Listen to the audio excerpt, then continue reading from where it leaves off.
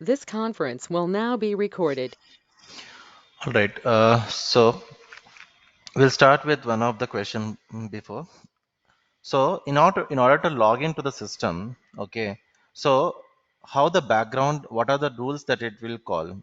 Or sometimes the questions could be something like how, in case if I need to troubleshoot the user which I am trying to log in, I couldn't able to log in. Now, what are the things that I need to check? Okay. So first of all, you will check your operator ID. Okay, so in order to log in, how to troubleshoot the issues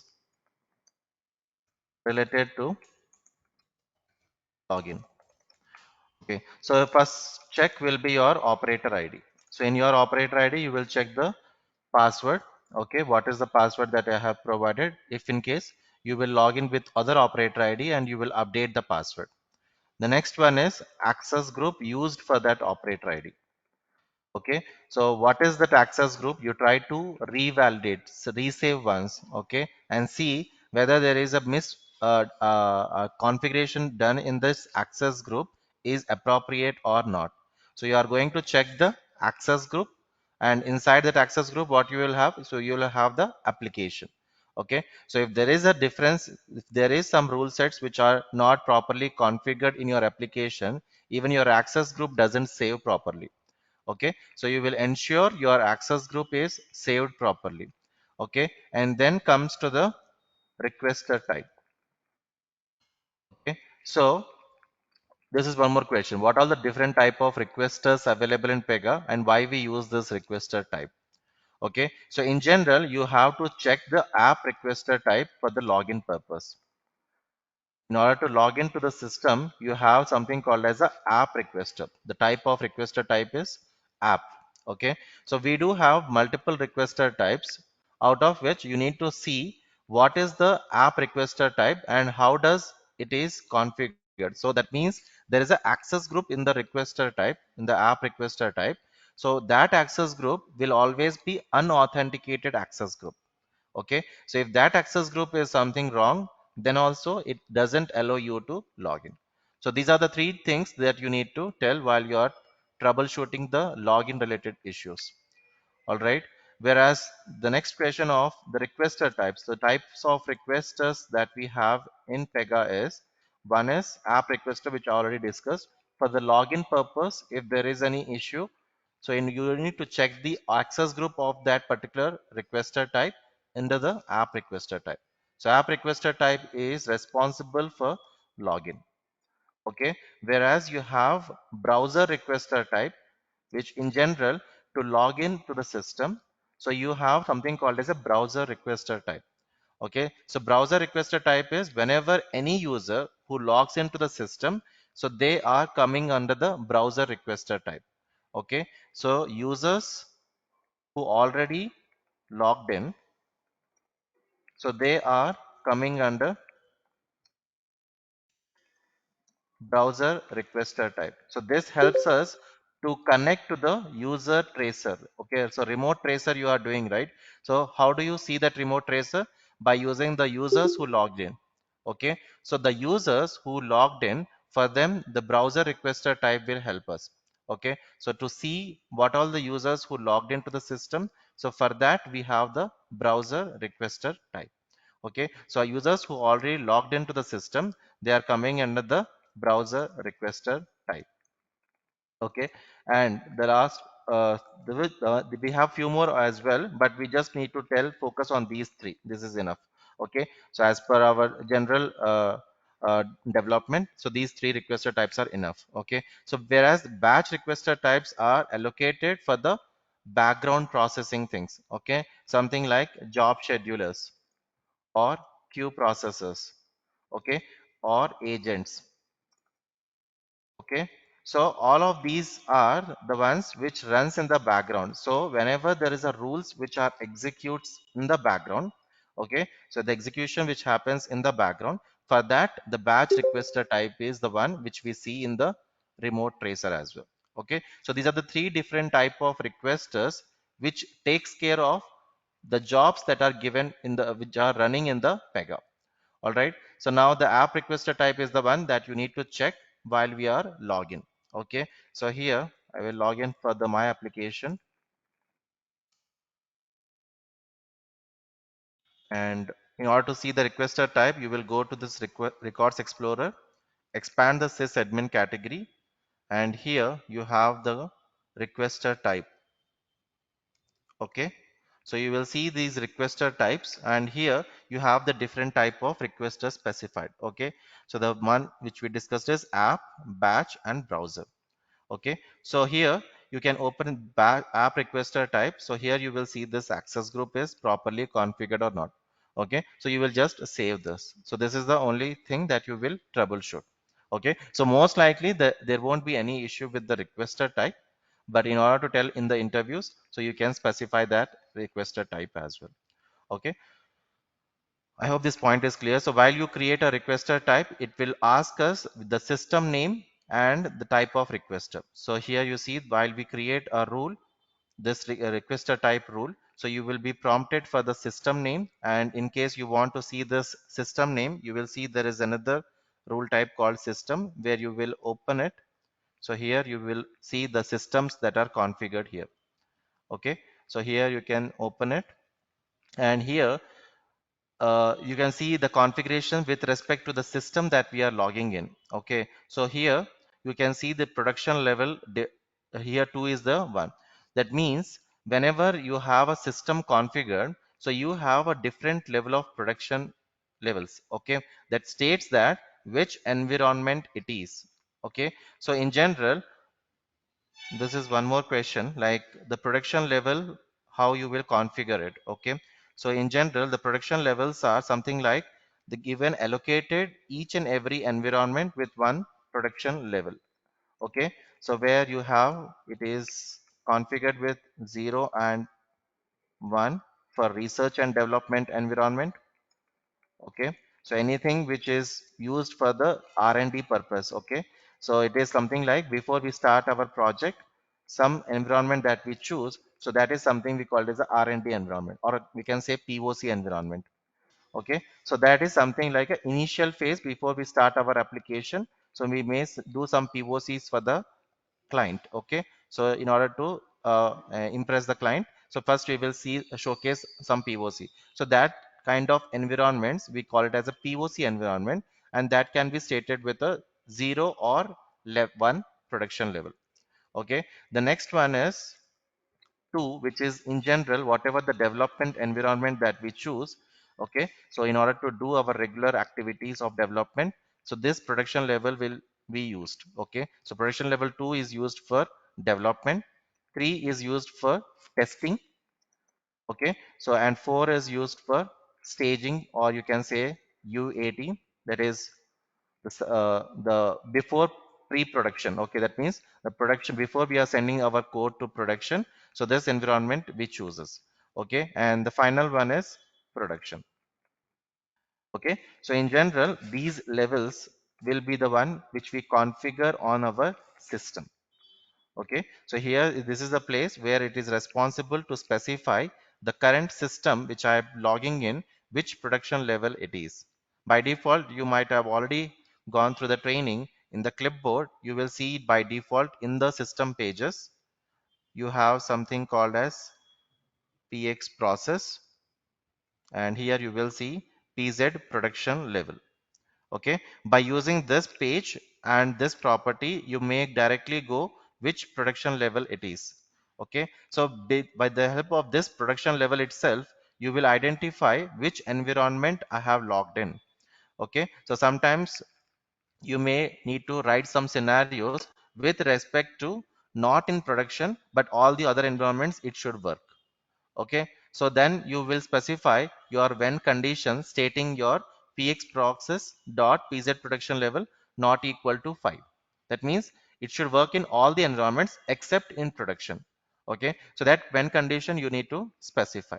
Okay, so you just need to specify this property pz production level, so then the interviewer will understand that you know about this production levels. Okay, so in general the system that we are logging in, we are using it, so that is something dependent on this production level. Okay, so whether it is a dev or is it a test or is it a UAT or we can say pre-production, or it is a production. So these levels will help us.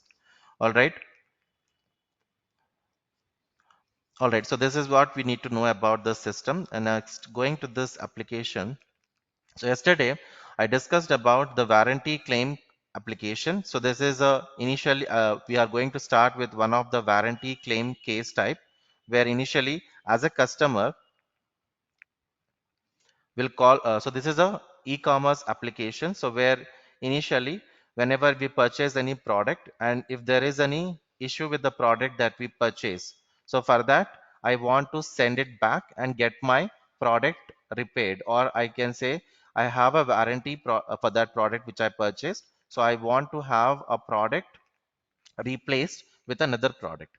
Okay, so for that purpose we are using this particular application. Okay, so there is an organization. Let's assume that there is a Granger is an organization, it's a manufacturing company which is providing the sales of the products, and whatever the products that are purchased, so they can raise a claim for it. Okay, so as part of it, so initially the customer service representative will get a call from the customer to raise a product warranty claim. Okay, as part of this claim procedure, so they initially capture the customer details in the first screen. Okay, and here after he captures the details,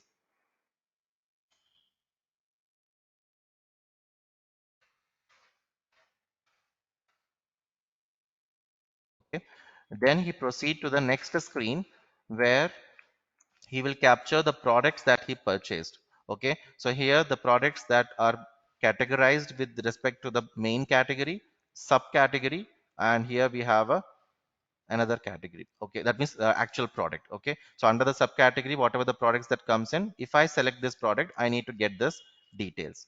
Okay, and this product I'm setting it to add to claim, then automatically it should be added to a separate list. Okay, so this list I am populating on the left side.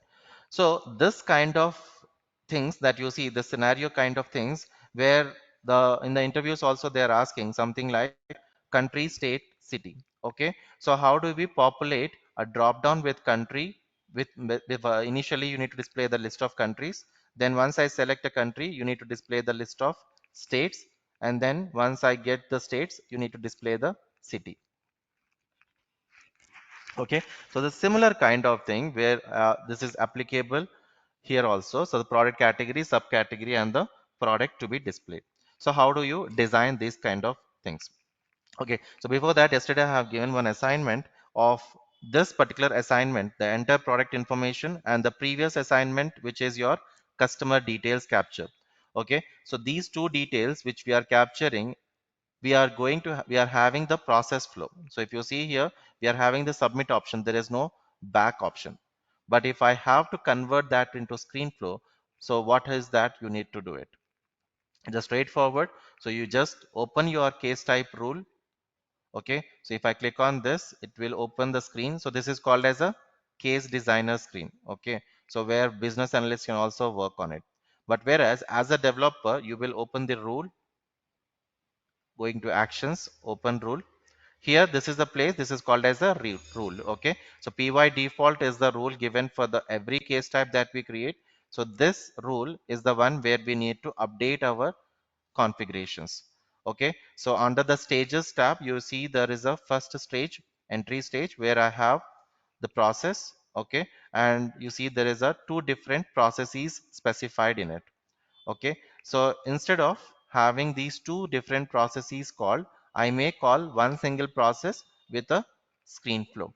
All right, so here in general, while we have given any development, so you will do with a branch based development. So most of the applications now are following the branch based development. Okay, so now this is my requirement to create to convert it into a screen flow. So initially what you do, so you will add a branch with the task that is provided to you. Okay, and you click on submit, and now you will use this branch for your development.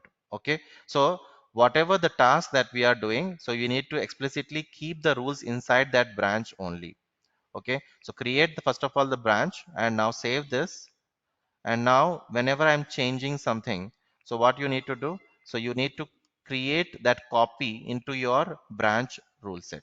Okay, so now I'm changing this case type rule. So what I need to do, I will do this rule save as and keep in my branch. So you will select the branch that I'm working. Okay, and here you will see the rule sets specific to the application that we have chosen on the left.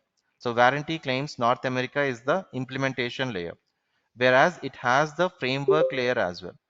Okay, so here the rule sets that you see, these are specific to the implementation layer. Okay, so here similarly, if in case if I want to choose the framework layer rule set like warranty FW, so you can see automatically the rule sets will change based on the application that you choose on the left hand side. Similarly, if I choose the Grun Enterprise, which is another application which is built on top of this Grun Enterprise, we have these two. Okay, but this class is not eligible for these rule sets that are available. Okay, so that is the reason it is not showing me the other rule sets. So only the class, if it is eligible to save in that rule set, then only it shows me that rule set. Okay, so most of the people gets confuses here where exactly I need to save this particular rule. So whenever you are doing a save as, just check which rule set I have used. Okay, so the same rule set you need to specify while you are doing a save as also. Okay, so if it is a warranty NA, you need to choose the warranty NA rule set itself. Okay, so don't go with the warranty FW. Okay, so these kind of mistakes we need to avoid it. And you see the class also. Okay, so while you are doing a save as of it, you see which class I need to keep it. Okay, so if I'm saving this, I have in this class it is. So now I need to be the in the same class itself. Okay, so this should be the same class where I need to save it. Okay, so when you are doing a save as, don't keep in the below layers. Okay, so where you are copying, if it is copying from the framework, you just keep it from the framework only. Okay, so that way you, before you are clicking on create and open, you need to observe these things.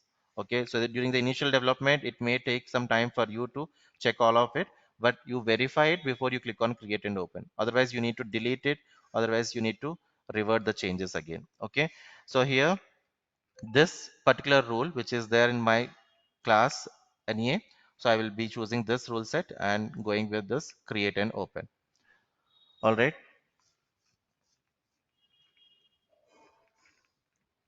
now, so in this rule, I need to do some change on my processes. So in this entry stage, so here I need to convert this. So I will add the process. So to convert into screen flow, capture details. So here I'm going to add a new screen flow. So click on this open circle.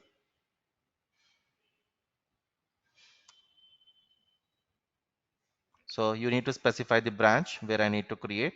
Okay. And create an, sorry. So the mistake is you just need to specify the screen flow as well. So here you need to specify the screen flow.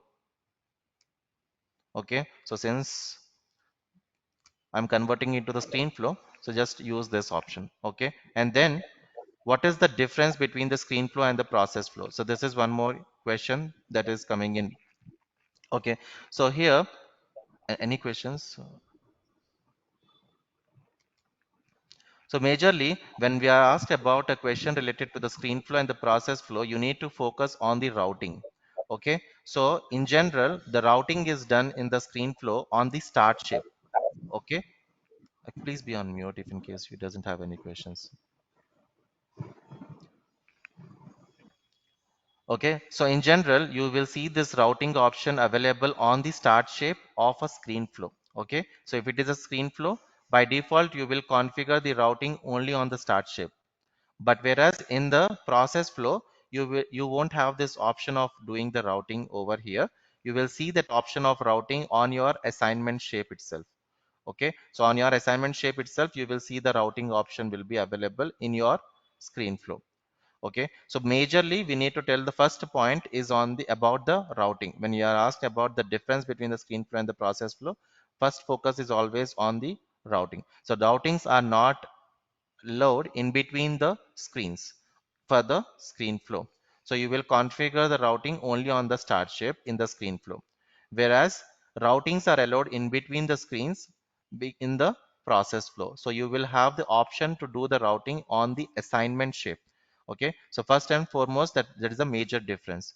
Okay, no need of telling that flow action will come on the assignment shape in the screen flow, but whereas in the process flow, the flow action will come on the connector smart shape. Okay, so here you will configure the flow action. Okay, so that is the difference, but you should not call that kind of differences. Okay, so you should talk about one more thing called as advanced shapes. So here you have only split for each. Okay, so in the screen flow you have only split for each smart shape from the advanced smart shapes, but whereas there you will see the process flow, you will see all the different type of advanced shapes are being used. Okay, so it is only supporting the split for each in the advanced shapes. Okay, so that is the difference that you can call it out. Okay, so these two differences are majorly sufficient. Okay, so even like one more difference, if you want to say, you can say the status of it. Okay, so here, oh, okay, so we have the option to status. There is nothing wrong in it, so we can update the status in between the assignments as well, so that is fine. All right, so here let's convert this into the screen flow.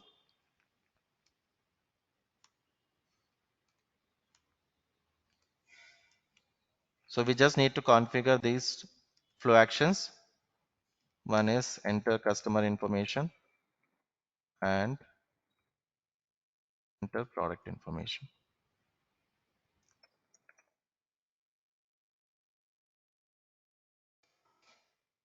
Okay, you can specify this descriptions and all those things. Okay, so in general this is how we will configure it, and now we make this as off. Okay, so whenever you are changing the rules, the flow rule changes, you need to ensure this is off. Okay, before you are sending this for review. Okay, so before you are sending this for your lead system architect who is going to review your code, so you need to ensure these kind of checks are done. Okay, and also the history and description and usage also we need to specify. Okay, so in general these are the things that you need to complete before you are doing. Okay, so description and usage, if there are any warnings, then you need to specify that justification also.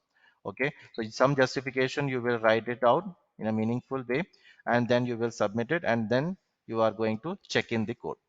Okay, so this check-in option you will do it once your changes are done, and you need to specify some meaningful what you did in this particular rule. Okay, so updated the, all right, so now wherever you are referencing this rule, so you just need to configure it accordingly. So here I'm removing these two things.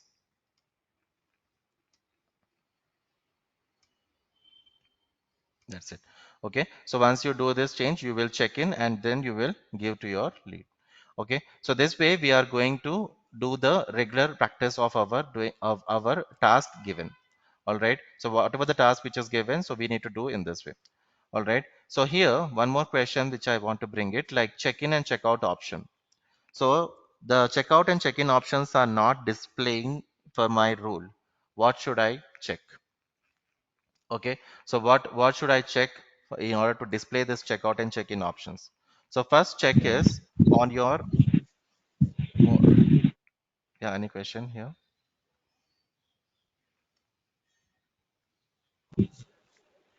No, no, I was answering the question. That's all right. Oh, okay, you're answering the question. Okay, all right.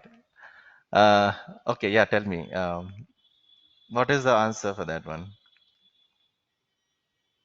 So No, I displaying the was filling checkout on and the rule check-in set. option. There is an option called to check out rule Okay, on the security tab. okay, Yeah, and that is what I'm asking. one more check is also there on your Yeah, operator I as think well. correct, correct. Yeah, So on your operator, the security tab, you have this option. This has to be checked. Okay. So in order to ensure you have the checkout option and check-in options coming in, so for the rule, so you need to enable this allow rule checkout option. Okay. And you have to get the rule set also verified. Okay. So in your rule set, if you open the rule set, you will see under the security tab, So you need to ensure like this option is also checked. Okay, so if you have these options checked, then only you will see the checkout options. In general, you will see this kind of mistakes are being done during our rule sets creation. Okay, so sometimes they may forget to they may forget to check this option. Okay, so in that case also you won't see the checkout and check-in option, but in general development whatever we do daily, so we need to have that option checked out. Okay, so then only you can do the checkout and check-ins, and that is the practice that we follow. All right, so this is important. And moving to the next question, the application based validation and the rule set validation. Okay, so in general by default now every application you will see this option only selected. Okay, application validation only selected. Okay, but you have something called as a rule set validation as well. Okay, what is the difference between these two validation modes? Okay, so some kind of scenarios that they are bringing in with respect to application based validation and rule set based validation. So in general, whatever the rule sets that are defined on your application, so these are the rule sets that are defined on your application. So whatever the rules that are created in any of these rule sets, so they can access one after another. That means they can access, they can call any rule in between from one rule to another rule. So if there is a rule A which is in this rule set grun NA int, and there is another rule B, okay, there that which is there in the warranty NA int. Okay, so now rule A can call rule B, or rule B can call rule A. Okay, so both of these two can be called. Okay, because all these rule sets has application validation. This is not there. By default you will see for every rule set you will have this application based validation. Okay, so for some demos purpose I have made it to the rule set validation for this one probably, but in general you will see this is also be the application validation only. Okay, so what happens is if I have this application validation, so there is no restriction in the calling of the rules. Okay, so any rule that we call from this application, okay, so what happens is it may call from one rule which is in one rule set to another rule which is in a different rule set. Okay, so there is no explicit restrictions will be done if in case we have a application validation selected. Okay, whereas if you have a rule set validation selected, so what happens is there are certain rules which we will rule sets which I will configure in this rule set.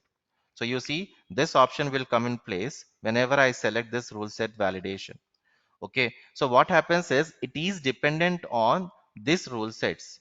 That means whenever I try to call any rule, okay, so this has the restriction to call these rule sets which are specified here. Okay, so that is something we call it as a rule set validation. So rule set validation is a dependent on another rule sets. So in order to call certain rules, so you have dependent on the rule sets that are specified here. Okay, so that is something like a rule set validation. So every rule set validation you will see there is a dependency with respect to the other rule sets that I place it over here.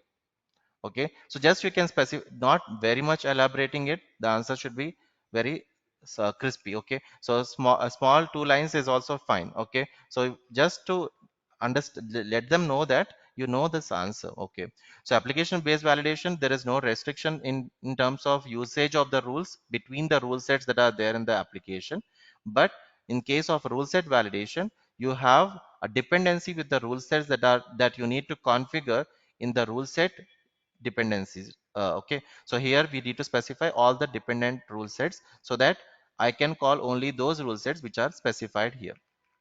Okay, now the question is there is a rule A which is in 010102. Okay, now I'm trying to call in this rule B, sorry, I have another rule B in this grun NA int rule set. Okay, so that rule B I'm trying to call from the, sorry,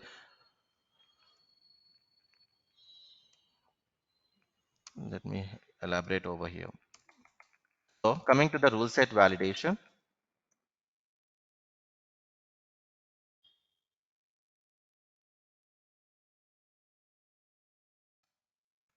let's say there is a rule A in the rule set 1. Okay, and this rule set is configured with a rule set validation with the dependent rule sets as specified as rs2 rs-3. Okay, and let's assume this is having the version as well. Okay, now in this rule, so rule A is there in rule set 1. Okay, and rule B is there in rs2, but it is there in 010102. All right, so now when I'm trying to call rule A, okay, so when I'm trying to call rule B in rule A, okay, so what happens? Using some call method, I'm calling this rule B in this rule A. So what happens? It is not going to accept it because the rule set 1 has the rule set dependencies with respect to the version as well. Okay, so this is the problem. So whenever there is a new rule set coming in, so new rule set version coming in, you need to update this rule set version as well. Okay, so then only this will consider this particular rule to be called. Okay, so if this the rule set versions are not specified properly, then it doesn't allow you. All right, so this is clear, I believe. So anytime whenever you have this rule set validation, you need to update your rule sets dependency rule sets as well. Okay, so if you are not updating it, it doesn't call those rules which are there in the different one. Okay, so sometimes you will see while you are saving the rule, so you will see some errors in your screen. Okay, so there is no prerequisite, so ensure your rule sets has the application based validation. Okay, so now no need to confuse much in the development perspective because all the rule sets are by default application based validation only. If you are working in Pega 6 version, somewhere over there still there is a rule set validation being used, but this is something restricted kind of development. Okay, so restricted with respect to the rule sets that we specify under the rule set validation. Okay, so that is very rare case that you will see in very rare applications. Okay, so but nowadays all the applications by default has the application based validation only. But for interview point of view, we just need to understand that there is a dependency with respect to the usage of the rules which are specified under the rule set validation. All right,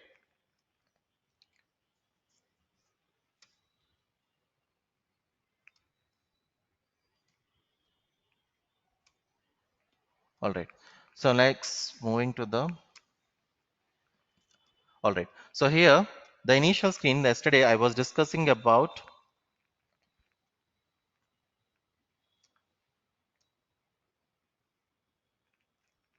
Yeah, so now you can see this is converted to the screen flow.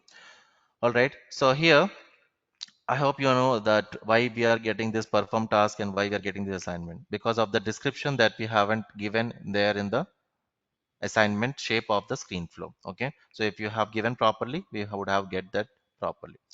All right, so now you see this is the work party. Okay, so in general, if I go back to the case type.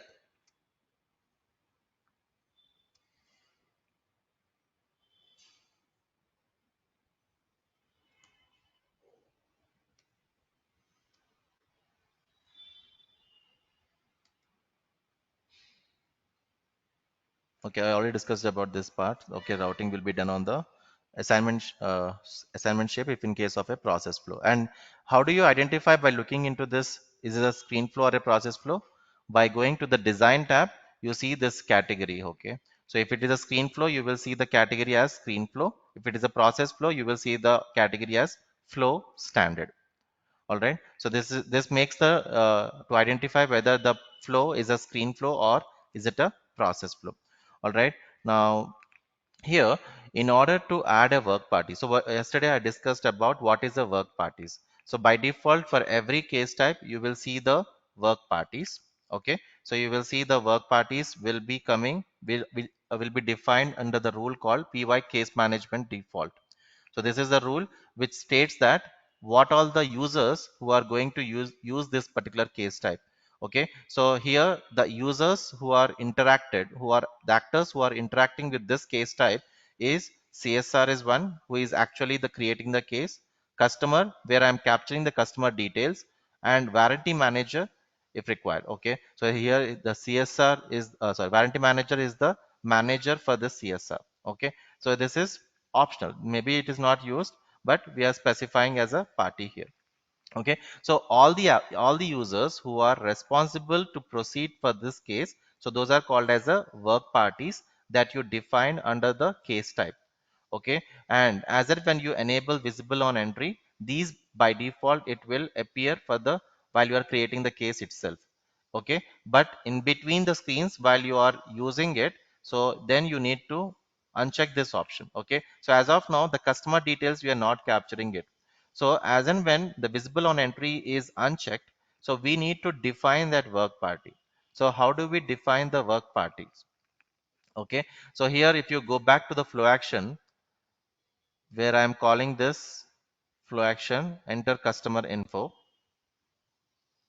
and here you see under the action tab we have something called as a add new party. So there is an activity that we are calling to create a customer party. Okay, so at this place, so when you are coming to this flow action, enter customer information, under the pre-processing we are calling this activity. That means under the pre-processing, this activity add new party is responsible to create a work party for me. Okay, so where do we see the work party? In the page group py work party. Okay, so here let's say if I go to this case and if I open the py work page, here you will see the py work party page group. Okay, so you see here py work party of CSR will have the customer service representative details. Okay, and similarly the customer details I need to capture it. Okay, but here I got this work party because of this one, this activity only. Okay, because I doesn't have this visible on entry selected. Okay, so since I haven't selected this option, it is not created for me, but it is just defined over here. Okay, so if I select it, then it will create it before I start itself. Without calling also, without calling this activity also, it will create for me. Okay, that is the reason you see CSR and warranty manager is created by default because visible on entry is selected there.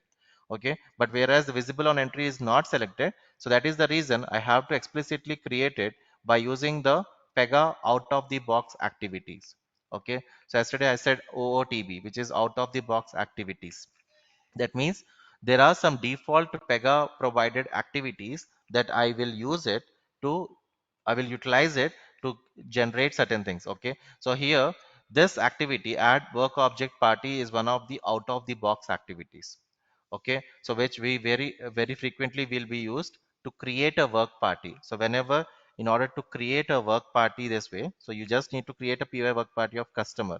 Okay, so in order to create that work party in our clipboard page, so you just need to call this activity. Okay, and whatever the necessary parameters that I need to pass, so you will specify over here. Okay, so here you specify the role customer. Okay, so this role should be the same way whatever we define over here. Okay, so something like if you are having customer underscore one here and you here you are passing as customer, then what happens, it will throw me an error. Okay, so you need to specify as is whatever the role that we are defining, so it should be the same here also we are passing. Okay, and here we are just creating the work party with respect to these parameters, how we are going. So it is just creating the work party with using these input parameters. Okay, in order to see what all the activities that are available very frequently used which Pega is providing to reuse. Okay, so you can just navigate to the designer studio, going to the landing pages. Okay, so here we have case management, processes, and APIs. Okay, so there here this is the landing page. Okay, we call it as a landing page where we see all the different type of activities.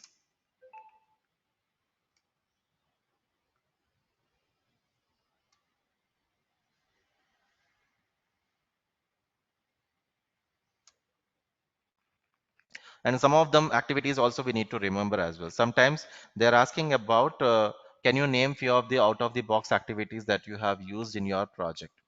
Okay, so in this, you just remember few of them. Okay, so I will tell you, like you see that px adjust SLA times. So this is one of the activity that is used for adjusting the SLA. Okay, so when you have something like goal deadline and past deadline and you want to adjust it. Okay, so some scenarios they may ask sometimes related to the SLAs with respect to adjusting the goal and deadline time. Okay, so that kind of scenarios you can answer it by using this rule px adjust SLA times. Okay, and I recommend you to go to this each and every, not everyone, whatever I discussed. So at least open that rule,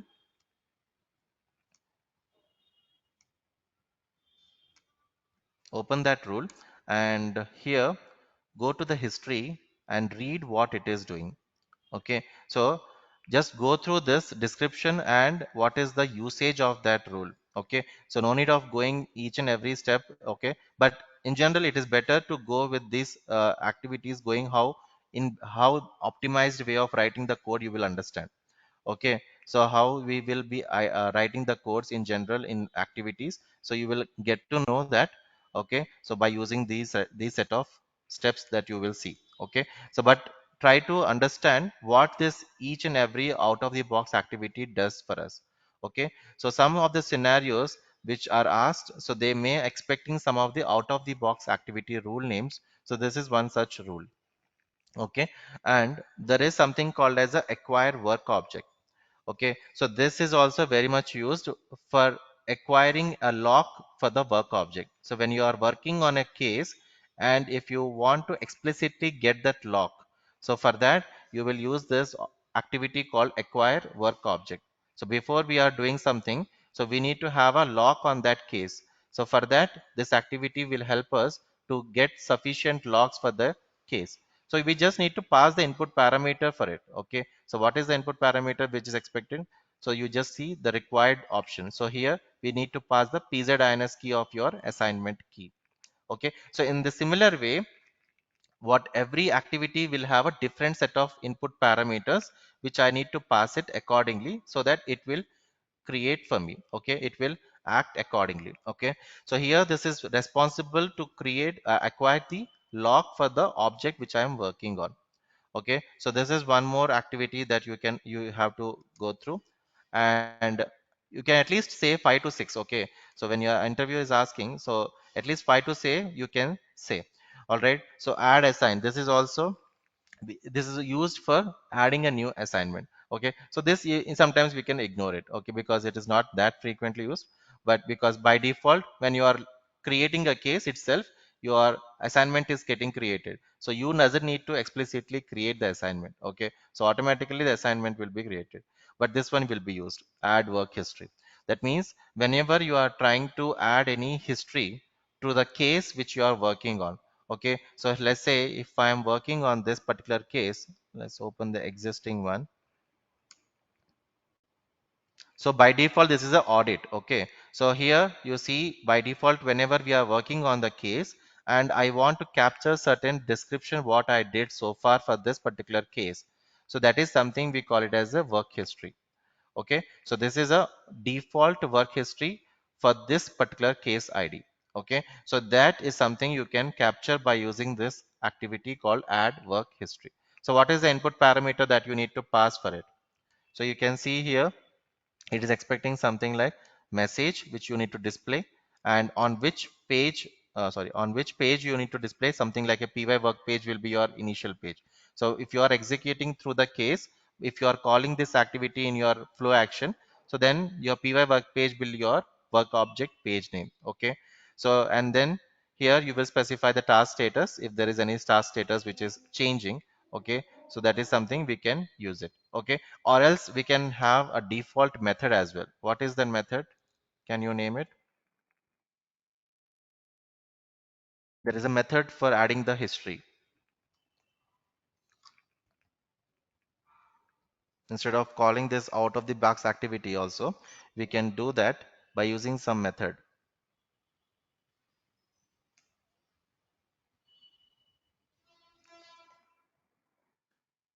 dash add.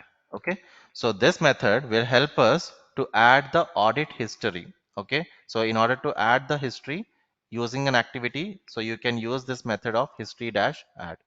Okay, of course we will go in detail with the activities later on, but for now let's go with these out of the box activities um, which are showcased in this API. Okay, so it is better to go through some of these activities so that you will familiar with some of the activities where you will be using in the real time without writing everything by yourself. Okay, so no need of everything you write it by yourself. Some of them we can reuse it. Okay, so by using these APIs. Okay, so you have some of the collection already available. So add history is one you can use for capturing the history. Acquire work object, as I discussed, this can be used for acquiring the log on the work as well as on the assignment as well. So you have the same activity which is used for assign dash as well. That means this same activity is available in the class assign dash. The same activity is available in work dash. But whereas while you are trying to acquire the work log, then you will use this, whereas if you are trying to acquire for the assignment you will use this one. All right, and this is fine. Okay, so here you have something called as a remove work object party. If in case you already created a work object party, then you want to remove it, so then you will use this remove work object party. Always prefer to use the APIs. Okay, not the general way of writing is you can write it like page remove and you can just specify this page. Okay, so I can write like py work party of customer. I will write an activity and page remove, you can do it, but that will not completely give a proper output. Okay, so there is some other issues that may arise at some other place. So that is the reason it is preferred to use these options whenever it is required. Okay, so that is that kind of anyway that kind of comments you will see with respect to whenever you are sending for review. So some review checks they will do it, and based on that they will share that feedback as well. So remove work object party is the one which we use it in order to remove the work party from the clipboard page. Okay, so from the clipboard page as you are adding it, similarly you can remove it by using this. And here reopen work object. So if the object which you are working, if it is already resolved, okay, that means it is already closed, and if you want to reopen it, so then you will use this API called reopen work object. Okay, so this is one more thing that you need to remember. And create work page. So whenever you are creating a case, okay, by default from an activity, if you are creating a case, okay, by default most of the times you will create via this option only. Okay, but in case you are creating a case with respect to in an activity, okay, so in an activity if you have to create, then you will use this create work page. Okay, so there you will specify the name of the flow. Okay, so that it will call the flow which it has to use it. Okay, so by default if I have to call a flow, so you will see the parameters of it. So here we specify the flow type. Okay, so this will help us to create a case via activity. Okay, so sometimes this is one more question that may come in. So how do you create a case from an activity?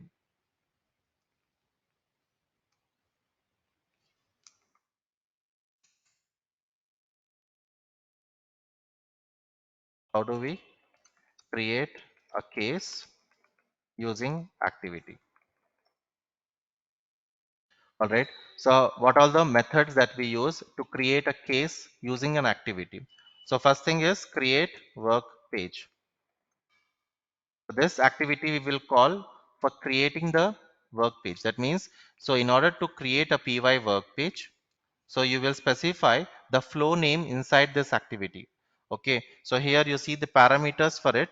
So by default create work page has the parameter flow type, so this is the one which you need to pass on. Okay, so what is the flow name by default? If you see the case type, if you see this case type, what is the flow? The starting process is the one which we need to call it out. If I need to create a case, the claim case, So I need to specify this flow py start case as the input parameter. Okay, so in general for any case type, okay, so any case type when you want to launch a when you want to create a case via an activity, you will see under the starting processes there is a flow name. By default the py start case will be the flow name. Okay, so you need to call this py start case flow if in case you are creating a case via activity. Okay, so you need to pass this parameter, input parameter, and in addition to this you need to pass the class as well. Okay, so here you see the activity is expecting me to provide the class. Okay, so here this is a ins class because this is not a child class. Okay, if in case I'm creating a child case, then I need to pass this cover class and cover page. Okay, but if I'm creating a claim case which is a straightforward case, so for that I doesn't need to pass this cover class and cover page. I will specify warranty claim class, and here I will specify py work page, and here I will specify py start case. These three are the ones are enough to create a page for me. Okay, and after this step what I need to do is add work. Okay, so there is another activity that we have to create and proceed further. Okay, so initially it will create the page for me that will initiate the flow, and then it has to create the work. Okay, so create a work object for me. So actual work object creation will happen here itself. Okay, so this is something will initiate the page. Okay, so just defining a page like py work page is created for me, but ideally this add work is the execution thing. This is the model, this is execution. Okay, so actual case is created during the execution of add work, so this is always the mandatory. So this step, this activity method, and this activity we need to call to create a case. Okay, so add work when you are calling, then only it is going to create a work object for me. All right, so here we do have this add work method activity where, so these even if you are not passing these things, by default it has all the input parameters which are specified in the create work page, so it knows which flow it is calling. Okay, so then it will automatically run that on the py work page. It is already having all the py start case input parameters, so it is going to create a assignment for me. Okay, so then after this I need to do a commit method. Okay, so these three steps you need to specify. This is most of the questions, most of the interviews I have seen this question asked. Okay, so how do we create a case using an activity? Okay, and all of these are available in class work dash. Okay, so in order to create a all this activity, this all these are available in work dash class. Okay, so commit is default method in the activity, whereas the create work page and add work is available in the work dash classes, so that we call these and we pass those input parameters to it. Okay, with that we'll move on. Any questions so far? Yeah, Ravi. Yeah, Like tell me. can you go back to the that thing, Mm-hmm. notepad? Yeah, Yeah. So for the first one, it's in the create work page, right? You're talking about it will create a new py work page, is it? right. Yes, yes. Yeah. So let's, for example, we have a flow, okay, Mm-hmm. and again in the flow, at one point we are calling an activity to create another new case, right? So Okay, for the first case, so even that has a py work page, right? right. Yeah. So So there is a you mean on the clipboard you will have separate threads for these two, or it will be no, on the no. same one? It will be conflicting the other one. So if you are calling the create work page again, so what happens is it conflicts, it overrides the before one. Okay, so at if you are executing in this way, so if you are using call and this for all, this one is also called step method. Okay, so if Mm. you are using call, then in that case it will override the py work page which is already created. Okay, so either you specify some other page name instead of using the same page in this. So if you specify a different page, then it is fine. Okay. So if you are passing the input parameter, the page name also. So that page name should be something else. Okay. Yeah. All right. Got it. Yeah. Good question. Like, so yeah. So in case if you are using this step sequence of steps and the page names, like which page is getting created, the thread is same only. Okay. So the thread, if it is using the call, then the thread definitely it is same. Unless you use something like queue method, then the thread will change. Okay. So that we'll discuss later. But for your question, the create work page will override the previous page which is created. All right. So with this, I will take a pause here. For tomorrow's assignment, okay. So let's assume my application is getting deprecated. Okay. And now whenever I need to notify to the users that this application is going to deprecate. So I want to put a message on this dashboard. Okay, so on this dashboard I need to give some message that this application is getting deprecated. This whole thing I need to specify over here, and you need to doesn't need to display this create option warranty claim. So I need to disable this warranty claim option, not should not coming over here. So the case should not be created. Okay, because the application is getting deprecated. So create a branch and do this assignment. All right, I hope the requirement is clear. Should I explain, or you are clear with the assignment? So I doesn't need to have this option of warranty claim, but the create option should be available. Warranty claim should be disabled. Not you doesn't disable this option. I want only the warranty claim option should be disabled. Okay. Can we try this? This is message is simple, right? Displaying some message on this particular screen. It is simple only. Okay. So we will see the debugging tools tomorrow. Okay. So any questions so far?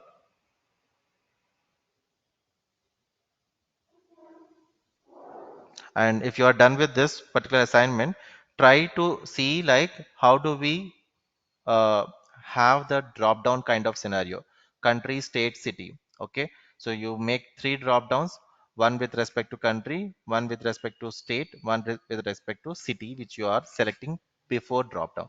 Okay, so once after you select the drop down of country India, then you need to list down the states of India.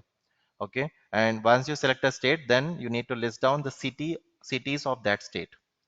Okay, so that way you try to design how you are going to design it. Let me know. All right.